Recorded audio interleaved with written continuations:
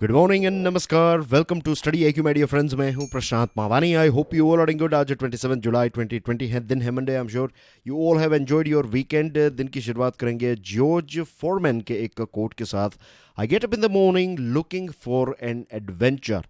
हर रोज राइट एक एडवेंचर की तलाश, कुछ नया सीखना, कुछ नया एक्सपीरियंस करने की जो एक तलाश है, जो एक क्यूरियोसिटी है, उससे हमें एक एनर्जी मिलती है, एक ड्राइव मिलती है, बेड में से निकलने का एक बहाना मिलता है। इसी के साथ डियर फ्रेंड्स, स्टडी IQ की टीम ने मिलकर एक स्मार्ट कोर्स डिजाइन किया है। ये स्मार्ट कोर्स सिविल सर्विसेज की एग्जामिनेशन के लिए है। It covers your pre as well as mains examination.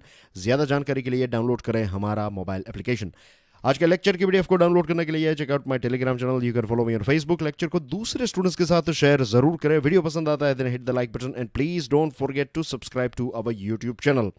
आज हमारे टेबल के ऊपर 3 आर्टिकल्स द हिंदू न्यूज़पेपर में से हैं, एक टाइम्स ऑफ इंडिया का आर्टिकल है और एक इंडियन एक्सप्रेस का आर्टिकल है, और बाद में कुछ न्यूज़ आइटम्स को देखने वाले हैं। सबसे पहले बात करेंगे स्कैंडलाइजिंग एज कंटेम्प्ट।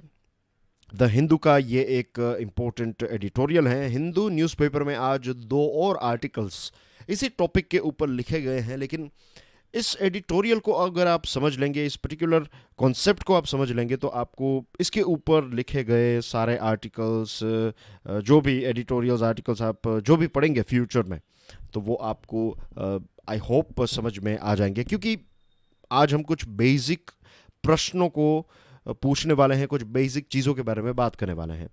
सबसे पहले तो ये प्रश्न है कि what is the necessity of the contempt of court law.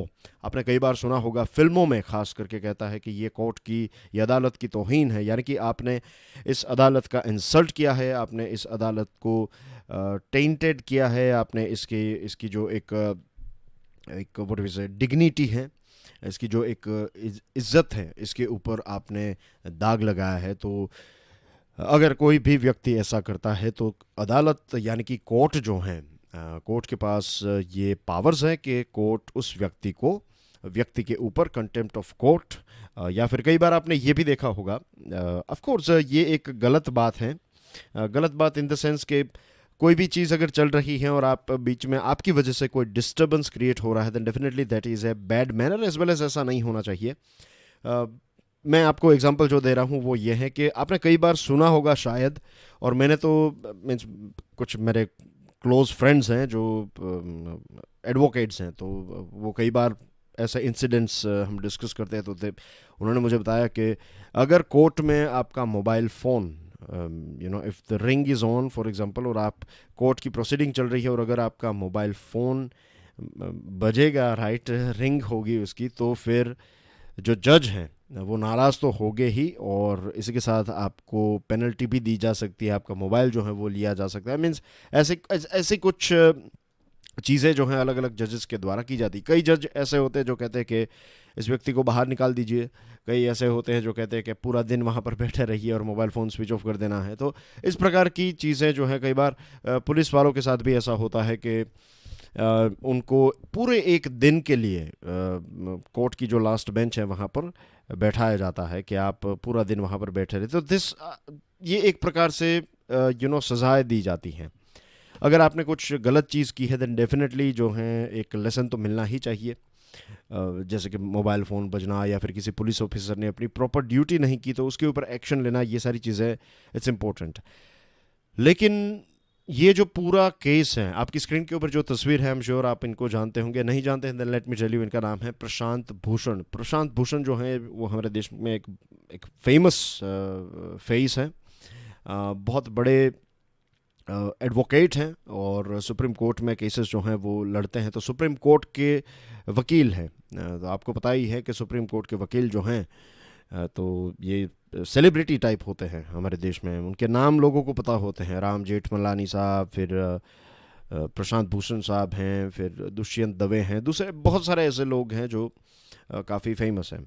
Okay, अगर आपको इनके नाम भी नहीं पता है तो दैट्स फाइन। ऐसा कोई ज़रूरी नहीं है कि इनके नाम आपको याद रखने। द थिंग इज़ बेसिकली कि ये जो लोग हैं, जो ये वकील हैं, सभी नहीं लेकिन कुछ, ये एक्टिविस्ट का काम भी करते हैं। यानी कि अगर कोई चीज़ गलत हो रही है हमारे देश में तो वो उनके खिलाफ आवाज़ उठाते हैं एंड थिंग्स लाइक दैट, काफ़ी एक्टिव रहते हैं, काफ़ी चर्चा में रहते हैं ये लोग। और प्रशांत भूषण साहब जो हैं, इन्होंने तो काफ़ी सारी क्रिटिसिज्म को भी जन्म दिया है। कई बार वो न्यूज़ में रहते हैं, कई उनके स्टेटमेंट की वजह से, तो ये सारी चीज़ें जो हैं वो चलती रहती हैं। अब उनके ऊपर contempt of court law apply किया जा रहा है, क्योंकि उन्होंने 2 ट्वीट्स किए। उन्होंने ट्वीट करके कुछ ऐसी बातें बताई जिसको लेकर कोर्ट काफ़ी नाराज़ हो चुकी है।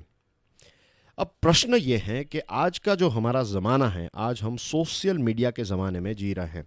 सोशल मीडिया का ज़माना जो है उसमें एक इम्पॉर्टेंट चीज़, आप इसके बारे में सोचिएगा, ये मेरा ऑब्जर्वेशन है कि सोशल मीडिया में मीन्स ये जो एरा है सोशल मीडिया का, ये जो ज़माना है, इस ज़माने में हर कोई ये समझता है कि वो एक राइटर हैं। राइट, हर कोई। मैं इसलिए हर कोई शब्द का इस्तेमाल यहाँ पर कर रहा हूँ क्योंकि बहुत सारे लोग जो हैं उनको कुछ कॉन्सेप्ट ही नहीं है, वो कुछ भी लिख देते हैं। राइट, बहुत सारे तो आई डोंट नो कि वो कितने पॉल्यूटेड माइंड वाले लोग होंगे कि कोई भी एक टॉपिक है, राइट, और मैं सिर्फ वीडियोस की कमेंट्स की बात नहीं कर रहा हूँ, आप ऑनलाइन भी देख लीजिएगा, वो कुछ बातें करना ही नहीं जानते। दे मीन्स एक ही चीज़ उनको पता है, राइट, गाली देना और किसी भी लॉजिकल आर्ग्यूमेंट में बकवास करना। Right, this is sine of weakness. दूसरी चीज़, आपने शायद ये चीज़ कहीं सुनी होगी और ये एक पार्ट ऑफ मैनर भी है। जैसे कि अगर खाना खाने से पहले अलग अलग धर्म के लोग अलग अलग प्रकार से प्रार्थना करते हैं, इज़न्ट इट, छोटी सी एक प्रेयर करते हैं, तो यही एक मैनर का पार्ट है। अब इसकी इफ़ेक्ट पॉजिटिव नेगेटिव है, ये आपकी इंडिविजुअल सोच के ऊपर आधार है। सोने से पहले कई लोग जो हैं वो प्रार्थना करते हैं। The thing is, the reason why am saying this thing is, social media के आने से पहले ऐसा था कि मैनर्स का पार्ट था ये कि अगर आप किसी की बुराई कर रहे हैं तो उनको उनको अकेले में ले जाइए और उनके साथ 1-to-1 डिस्कशन कीजिए। अगर आपका दोस्त है, आपके कोई भी ऐसे लोग हैं जिनके साथ मीन्स उन्होंने कुछ किया है और आपको ये लग रहा है कि वो गलत कर रहे हैं या फिर सही नहीं है, तो आप उनको अकेले ले जाएंगे और आप अकेले में बताएंगे कि देखिए ये जो आपने किया वो गलत है, ऐसा नहीं होना चाहिए, इस प्रकार से होना चाहिए। राइट, और अगर किसी व्यक्ति ने कोई अच्छी चीज़ की तो उसकी जो प्रशंसा है वो आप पूरी दुनिया के सामने करें। ये एक मैनर का पार्ट है। अब unfortunately I am not sure why, लेकिन बहुत सारे ऐसे जो सोशल मीडिया यूज़ करने वाले लोग हैं उनके अंदर ये मैनर भी आपको देखने को नहीं मिलेगी। They don't care about this sort of thing. ये कुछ भी लिख देंगे, किसी के ऊपर इल्ज़ाम डाल देंगे। आई टेल यू कि अगर ये जो चीज़ हैं अगर प्रॉपर हमारे देश में लॉ हैं और इसका इम्प्लीमेंटेशन अगर हो कि अगर आपने किसी को ऑनलाइन गाली दी और आपको अगर लेट्स से 1 महीने की जेल की सज़ा हो सकती है और फिर आपको सिर्फ 1 महीने की जेल की सज़ा नहीं लेकिन आपको कुछ काम भी करना पड़ेगा, लेट्स से कि रास्ते जो हैं वो साफ़ करने पड़ेंगे, इस प्रकार की अगर कम्युनिटी सर्विस भी दी जाए तो बहुत सारे ऐसे लोग जो हैं वो चुप हो जाएंगे, लॉजिक के बिना बात जो है वो नहीं करेंगे। तो इट इज़ इम्पोर्टेंट कि ऐसे ही कोई भी कुछ भी सोशल मीडिया के ऊपर लिख पा रहा है तो इसका मतलब ये नहीं है कि हर कोई राइटर है। लेकिन एक और चीज़ है, एज ए सुप्रीम कोर्ट को जो सोचना चाहिए वो ये है कि ये प्रशांत भूषण साहब ने जो ट्वीट किया है, क्या इस ट्वीट की वजह से सुप्रीम कोर्ट की जो एक एक उनकी डिग्निटी जो है वो क्या हर्ट होगी? अगर हर्ट होगी तो फिर क्या उन्होंने कुछ गलत कहा है? For example let me tell you one thing, कुछ फैक्ट्स के बारे में बात करें तो सुप्रीम कोर्ट में कितने कुछ 60,000 केसेस जो हैं वो पेंडिंग हैं। हमारी जुडिशरी 35 ईयर्स 65 ईयर्स ऐसे भी केसेस हैं हमारे पास कि ऑन एन एवरेज 10-10 साल लग जाते हैं केस को अपने लॉजिकल या फिर जुडिशल कंक्लूजन तक पहुंचते पहुंचते। तो क्या ये चीज़ें जो हैं उनका परफॉर्मेंस जो है ये अदालतों के लिए, कोर्ट्स के लिए, जजेस के लिए ये एक शर्म का विषय नहीं होना चाहिए? रादर देन अगर आपने कुछ बुरा कहा है, राइट, व्हेन आई से बुरा I mean to say that अगर आपने कोई लॉजिकल आर्ग्यूमेंट रखी है, अगर आपने ऐसे ही बैड वर्ड्स दिए हैं सुप्रीम कोर्ट को तो ऑफ कोर्स इसके ऊपर जो भी रूल्स एंड रेगुलेशंस है उस हिसाब से सज़ा होनी चाहिए। लेकिन अगर किसी ने लॉजिकल प्रश्न उठाए आपके सामने तो ये कहाँ से मीन्स ये कंटेम्प्ट ऑफ कोर्ट कैसे होगा, दैट इज़ ए क्वेश्चन। और अगर हमें हमारी डिग्निटी के बारे में इतनी ही चिंता है तो हम हमारे परफॉर्मेंस से लोगों को क्यों इम्प्रेस करें, मीन्स क्यों ना इम्प्रेस करें। आई मीन टू से कि अगर good quality judgement, good quality of justice, और ये भी एक स्पीड में, एक अप्रोप्रिएट स्पीड में और एक रीजनेबल कॉस्ट से अगर देश में अवेलेबल हैं। मान लीजिए कि अगर आपने सुप्रीम कोर्ट में भी केस फाइल किया है, सुप्रीम कोर्ट तक भी आपको जाना पड़ा, और वो पूरा केस अगर आप 1,000 रुपये में, राइट, 1,000 रुपये में आप पूरा का पूरा केस, उसके पेपर प्रिंट्स भी आ गए, उसमें आपका ट्रैवलिंग भी आ गया, आपके वकील का खर्चा, ये सारी चीज़ें अगर 1,000 रुपये में हो गई तो फिर आप सोचिए कि जस्टिस डिलीवरी जो है मीन्स हर कोई इसको अफोर्ड कर पाएगा। लेकिन आप किसी के रेट्स पूछिएगा, सुप्रीम कोर्ट के जो एडवोकेट्स हैं उनको, आई थिंक मिनट के वो मीन्स मिलने के भी लाखों रुपीज़ लेते हैं, और अपियर होने के तो 10-15 लाख रुपए बहुत ही कॉमन चीज़ है। एक आपकी जो तारीख है उस पर अपियर होंगे वो, तो हाई कोर्ट के रेट कुछ 5 लाख जितने चलते हैं, जितना फेमस वकील उतनी ज़्यादा फ़ी, 15-20-25 लाख भी बहुत ही एक आम बात मानी जाती है। तो ये सारी चीज़ें जो हैं, ये सारी चीज़ें कंटेम्प्ट होनी चाहिए जुडिशरी के लिए, ऐसा मेरा मानना है। 18th सेंचुरी इंग्लैंड की बात है कि उस टाइम पर ये जो लॉ है इसको लाया गया था कि एक तो है कि कोई भी आकर कुछ भी कर ना पाए, जजेस जो हैं, जुडिशरी जो हैं, उनकी एक स्वतंत्रता रहे।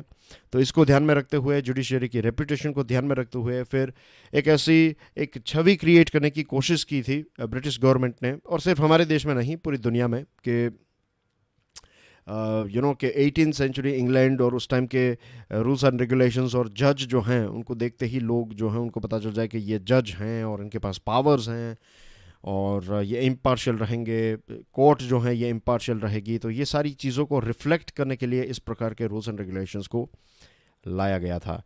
लेकिन कुछ डिफ़िकल्ट क्वेश्चन आज के ज़माने में हम पूछ सकते हैं। क्वेश्चन नंबर 1 इज़ कि बहुत सारे सोशल मीडिया में भी आपको मीन्स अलग अलग प्लेटफॉर्म्स के ऊपर जजेस के बारे में और कोर्ट के बारे में काफ़ी सारी चीज़ें आपको पढ़ने को मिलेगी। सेकंड थिंग कि जजेस are not expected to disclose the reason for rescuing themselves. हमारे देश में ऐसे सिस्टम है कि अगर कोई एक केस है और उस केस के कोई भी जज जो हैं, राइट, तो अगर जज साहब को लगे कि उनको ये पर्टिकुलर केस जो है वो हैंडल नहीं करना है तो वो रेस्क्यू कर सकते हैं, वो अपने आप को उस केस से रेस्क्यू, यानी कि अपना नाम जो वो कह सकते हैं कि ये केस जो है वो मैं सुनना नहीं चाहूँगा, इसका जज मैं नहीं बनना चाहूँगा, तो कोई भी और जो है उसको रिप्लेस किया जाएगा। तो विदाउट एनी रीज़न, किसी भी रीज़न को डिस्क्लोज़ किए बिना ये चीज़ हो सकती है। इसके अलावा सेक्सुअल हरासमेंट के चार्जेस जो हैं वो भी प्रॉपरली इन्वेस्टिगेट नहीं होते हैं हमारे देश में, ख़ास करके अगर जजेस के ख़िलाफ़ ऐसे कोई केसेस हैं तो इन्वेस्टिगेट नहीं होते हैं। तो फिर बहुत सारे प्रश्न जो हैं वो हम पूछ सकते हैं कि क्या इसकी रियली में आवश्यकता है, अगर हैं तो कौन कौन सी चीज़ों में इसका इस्तेमाल किया जाना चाहिए और कौन कौन सी ऐसी चीज़ें हैं जिससे हमें इसको ड्रॉप कर देना चाहिए, कंटेम्प्ट ऑफ कोर्ट वाला जो लॉ है उसको। फिर एक बहुत ही इंटरेस्टिंग हिस्टोरिकल स्टोरी के फॉर्म में इसको समझने की कोशिश करेंगे। आपकी स्क्रीन के ऊपर जो ये तस्वीर हैं ये हैं डेन जियोपिंग। डेन जियोपिंग आपको पता होगा कि चाइना के प्रीमियर थे, और ये जो तस्वीर है ये है मार्गरेट थैचर। ये यूके के प्राइम मिनिस्टर थे और यूके के first female prime minister Margaret Thatcher थे। 1982 में हांगकांग का भविष्य तय करते वक्त ये दोनों लीडर्स के बीच में ये बात हुई, मीन्स डिस्कशन चल रही थी, और उस टाइम पर डेंग जियोपिंग ने ये एक बताया, एक सेंटेंस है उनका काफ़ी फेमस, कि horses will still run, stocks will still sizzle and dancers will still dance in Hong Kong. कि ये जो हांगकांग है, जो जगह है जो ब्रिटेन के कंट्रोल में था, और जब ये ब्रिटेन इस हांगकांग को चाइना के हवाले कर देगा तो वहाँ पर घोड़े जो हैं वो जिस प्रकार से दौड़ते रहे हैं, इन द सेंस के वहाँ पर बहुत बड़ी एक हॉर्स रेस होती है हर साल, तो ये हॉर्स रेसेस जो हैं वो चलती रहेगी, स्टॉक मार्केट जो है वो चलती रहेगी, और जो भी पार्टीज़ हैं, डांसेस हैं, तो ये भी सारी चीज़ जो जीवन है वो बेसिकली ऐसे ही चलता रहेगा और अच्छी तरीके से चलता रहेगा, ऐसा एक वादा या फिर एक प्रकार का वचन दिया था डेन जियोपिंग ने। मार्गरेट थ्रेचर का भी ये विश्वास था कि डेंग जियोपिंग जो है वो कभी भी ऐसा ऐसा एक वादा करके फिर पूरी दुनिया के सामने इस वादे को डेफिनेटली तोड़ेंगे नहीं। अपने ऊपर मीन्स उनके ऊपर जो एक भरोसा किया है चाइना के ऊपर, उस टाइम पर ब्रिटेन काफ़ी पावरफुल देश था, तो ब्रिटेन ने जो एक भरोसा किया चाइना के ऊपर, तो इसका ये जो भरोसा है वो कभी भी ये तोड़ेगा नहीं, ऐसा ब्रिटेन का भी मानना था। लंदन की जो 99 ईयर की लीज़ थी, फिर उस हिस्ट्री में हम नहीं जा रहे हैं, लेकिन 99 ईयर्स के लिए लीज़ पर मिल गया था ये हांगकांग यूके को, और 82 में उसके बाद 15 साल में ये जो लीज़ हैं वो ख़त्म होने वाली थी 1997 में। तो Deng wanted to bring the whole territory under Chinese control in 1997। Deng चाहते थे कि ये पूरी टेरिटरी जो है, ये हांगकांग जो है आपकी स्क्रीन के ऊपर ये देखिए, ये चाइना है और यहाँ पर मकाओ है और उसके थोड़े ही दूर हांगकांग SAR हैं। तो ये जो हांगकांग है उसका आप देख सकते हैं, दिस इज़ हांगकांग, ये पूरी उसकी territory Hong Kong special administrative region, जिसका मतलब है हांगकांग SAR, राइट। तो ये रहा Hong Kong and this you can see here, ये साउथ चाइना सी हैं। फिर थोड़ा यहाँ पर आप जाएंगे तो आपको ताइवान देखने को मिलेगा, राइट, ताइवान स्ट्रेट यहाँ पर हैं। तो ये कुछ डिटेल्स, एक्स्ट्रा डिटेल्स हैं जो आप फिर आराम से एटलास में भी देख सकते हैं। ओके, अब प्रश्न ये भी आपके दिमाग में शायद होगा कि उस टाइम पर मार्गरेट थैचर ने या फिर यूके ने उनके ऊपर भरोसा क्यों किया। देखिए 1984 के टाइम पर देंग जो हैं वो चाइना को लिबरेट कर रहे थे, चाइना को लिबरलाइजिंग ये इकोनॉमी और सारी चीज़ों में काफ़ी एक आशा की किरण नज़र आ रही थी। तो ये लगा कि हांगकांग का जो भविष्य है वो भी बहुत ही अच्छा होगा, कि हांगकांग को जब हैंड ओवर किया जाएगा तो भले ही चाइना में डेमोक्रेसी ना हो, लेकिन हांगकांग जो है वो डेमोक्रेटिक राइट्स एंजॉय करेगा और धीरे धीरे करके पूरा चाइना जो है वो भी एक डेमोक्रेसी बन जाएगा, ऐसा वेस्टर्न वर्ल्ड को उस टाइम पर लग रहा था। अब डेंग जो हैं उनकी तो मृत्यु हो गई 1 जुलाई 1997 को, यानी कि ये जो हांगकांग हैं वो हैंड ओवर हुआ उससे पहले कुछ महीनों पहले ही वो चल बसे। First came the 1984 Sino-British joint declaration. It explained that one country, two system structure would take effect in 1997 and last 50 years. 1984 में सिनो ब्रिटिश यानी कि चाइना और ब्रिटेन के बीच में एक जॉइंट डिक्लेरेशन हुआ और उसमें यह तय किया गया था कि 1997 से लेकर 50 साल यानी कि 2047 तक चाइना और हांगकांग में रहेगी वन कंट्री टू सिस्टम्स, कि चाइना की सिस्टम अलग और हांगकांग की सिस्टम, मेनलैंड जो है चाइना उसकी सिस्टम अलग रहेगी, इस रीजन की सिस्टम अलग रहेगी और हांगकांग की जो सिस्टम है वो अलग रहेगी। तो इसको कहते हैं one country two systems. Hong Kong would enjoy a high degree of autonomy, Hong Kong को एक ऑटोनॉमी यानी कि एक प्रकार से स्वतंत्रता मिलेगी और जो जीवन है वहाँ पर जैसे चलता आया है वैसे चलता रहेगा। बीजिंग जो है यानी कि मेनलैंड चाइना जो है वो डिफेंस और डिप्लोमेसी को संभालेगा। Then came the detailed 1990 basic law, उसके बाद या 1984 के बाद आया 1990 का बेसिक लॉ।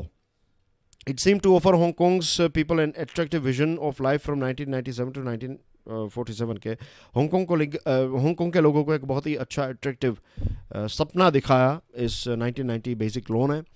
और इंडिपेंडेंट जुडिशरी की बात हुई, फ्री प्रेस की बात हो रही थी, स्ट्रॉन्गर राइट्स ऑफ असेंबली कि आप अगर प्रोटेस्ट कर सकते हैं, आप स्पीच दे सकते हैं, ये सारी चीज़ें जो मेनलैंड चाइना में अवेलेबल नहीं थी, ये सारी चीज़ों को यहाँ पर डिलीवर करने की बात या 1990 के बेसिक लॉ ने दी। लेकिन 1989 में एक बहुत ही ख़तरनाक चीज़ हुई। इनफैक्ट प्रिसाइसली 4 जुलाई 1989 को हुआ ये प्रोटेस्ट। आपको पता है ये एक बहुत ही फेमस तस्वीर है, तियाननमेन स्क्वायर मैसेकर जो है वो चाइना ने किया। और उस टाइम पर भी मार्गरेट थैचर को लगा कि शायद चाइना में इश्यूज़ अलग, मेनलैंड चाइना में इश्यूज़ अलग होंगे, लेकिन यहाँ पर ऐसा नहीं करेंगे वो लोग, हांगकांग के साथ ऐसा नहीं करेंगे, ऐसा लग रहा था उनको।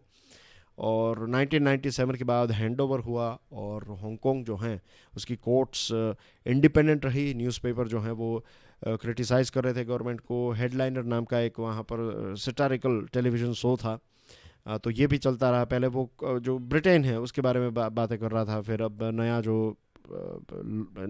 जो एक व्हाट वी से एक सिस्टम या फिर एक नया जो ढांचा था, नई सरकार जो थी, तो उसका भी अच्छी तरीके से क्रिटिसिज्म हो रहा था।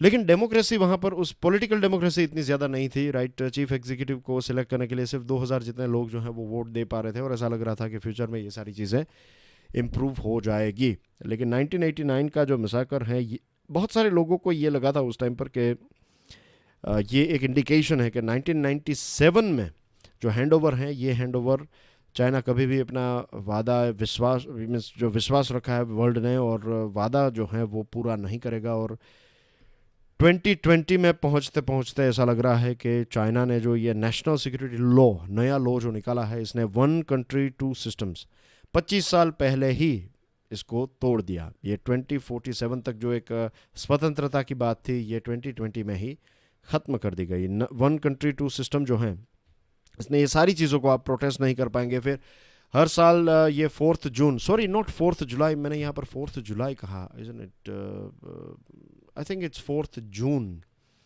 सॉरी मुझे देखना पड़ेगा।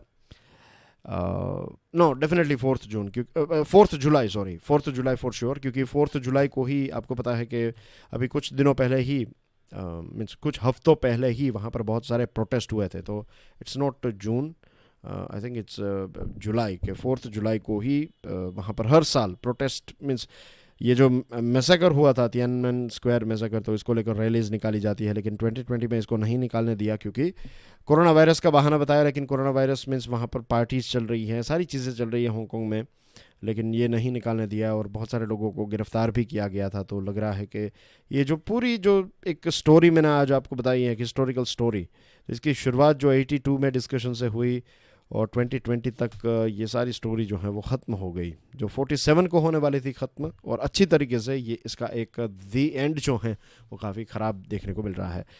रेवोल्यूशन इन पॉलिसी माइंडसेट, आपकी स्क्रीन के ऊपर जो एक 17 गोल्स हैं, इसको कहते हैं SDGs, यानी कि सस्टेनेबल डेवलपमेंट गोल्स। ये 2030 तक पूरी दुनिया को अचीव करने हैं। यूनाइटेड नेशंस का आप यहाँ पर देख सकते हैं लोगो, तो UN के ही ये गोल्स हैं और हर एक देश के ऊपर ये एप्लीकेबल हैं।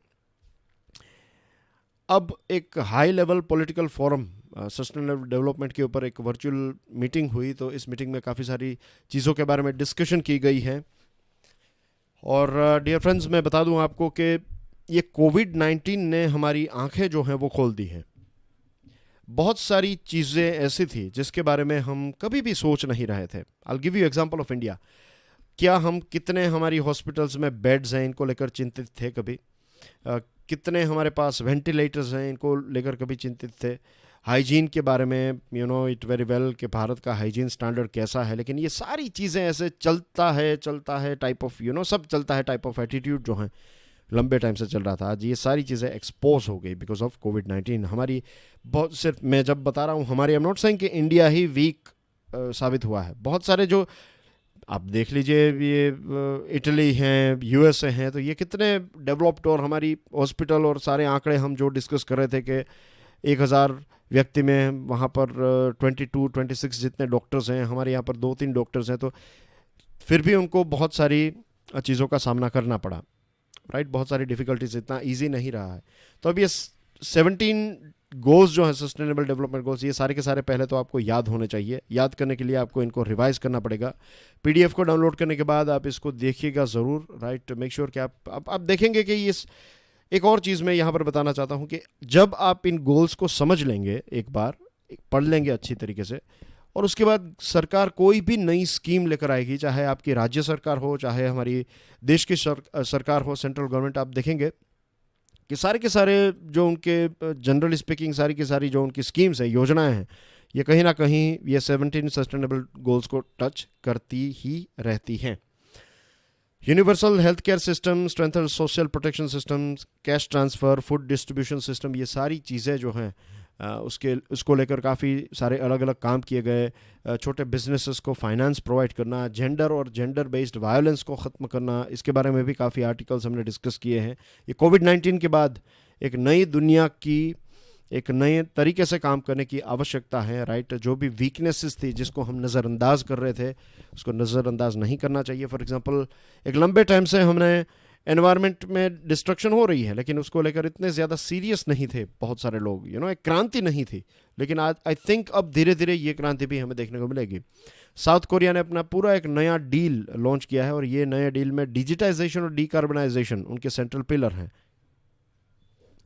पैसिफिक ओशियन के बहुत सारे देश हैं जो ब्लू रिकवरी के बारे में बात कर रहे हैं कि और सस्टेनेबल तरीके से फिशरीज़ को मैनेज किया जाए।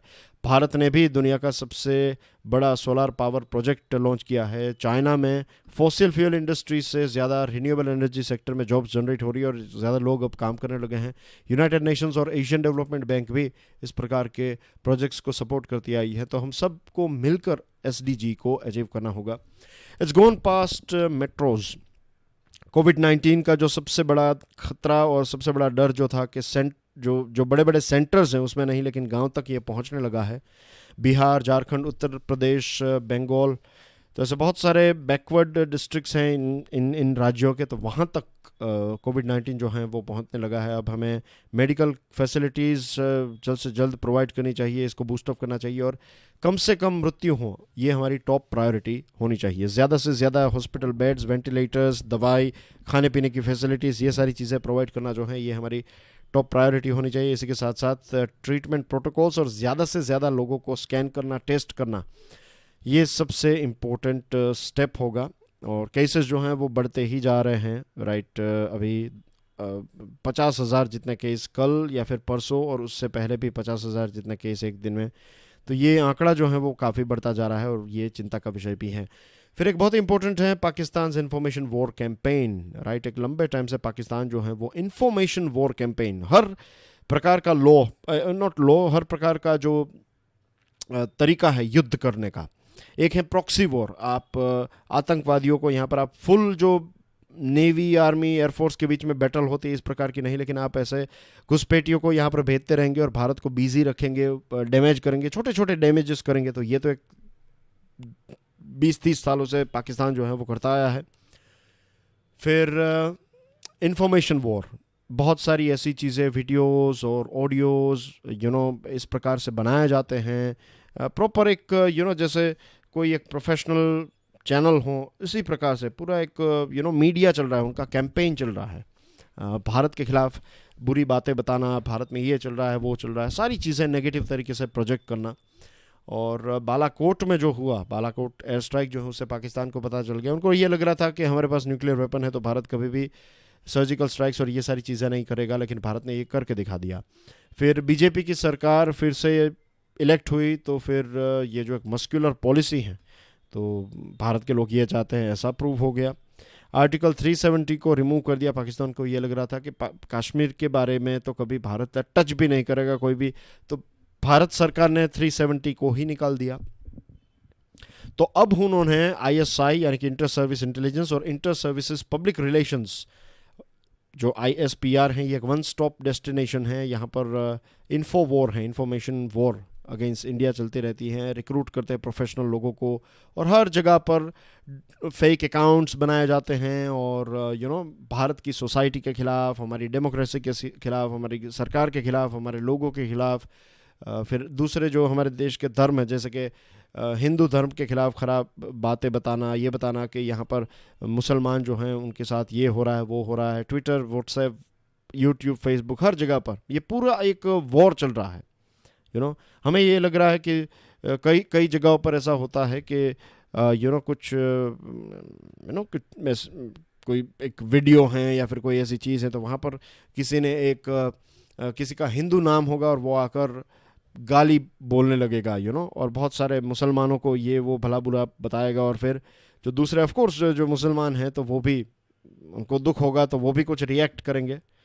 तो क्या आपको लगता है कि ऐसे बहुत सारे मीन्स ये ऐसी एक पूरी डिज़ाइन चल रही है, ऐसे लोग जो हैं ऐसे अकाउंट्स बनाते हैं और इस प्रकार की हेट फैलाते हैं ताकि फिर दिमाग में ये रहे कि अच्छा ये तो ऐसा ही करेंगे, ये तो ऐसा ही करेंगे, ये स्टीरियोटाइप जो है उसको पहले पैदा करते हैं और फिर उसको प्रूव कर देते हैं।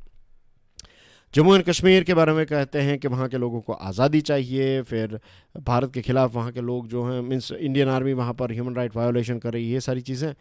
और पाकिस्तान के जो एक lieutenant general Raza Mohammad Khan retired हैं, उन्होंने ये बताया कि while proliferating of the Internet nowadays, nothing can escape exaggeration, distortion and fabrication to manipulate perceptions of crucial issue of peace and security.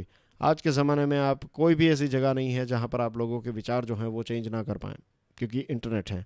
Farzana Shah जो है उनका कहना ये है, एक सिंगल वीडियो क्लिप और एक पिक्चर से भारत ने जो अपनी छवि बनाई है, भारत ने इतनी मेहनत से जो भी इज़्ज़त कमाई है उसको आप बर्बाद कर सकते हैं with just one video and one picture.